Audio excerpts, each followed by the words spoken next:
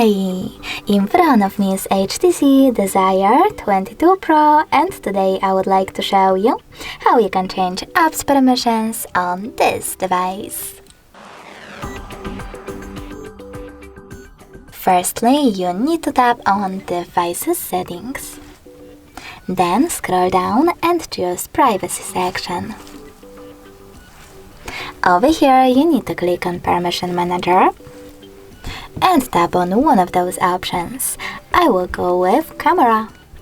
Now you need to click on one of your apps, like Chrome, and select one of those options by tapping on the best one for you.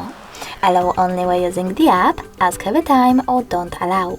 I will go with the first one, so when I click on the back button, as you can see, Chrome just gained access to this device's camera if I'm using it.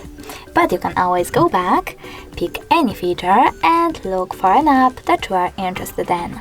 For example, I want to change permissions for my voice recorder. So I will go with microphone, scroll down, look for sound recorder app, and click on it. Over here, you need to scroll all the way down and click on See All Sound Recorder Permissions instead. Now manage all of them, only for this app, from here. Thanks so much for watching. If you enjoyed this video, smash that like button, comment, and subscribe. Bye!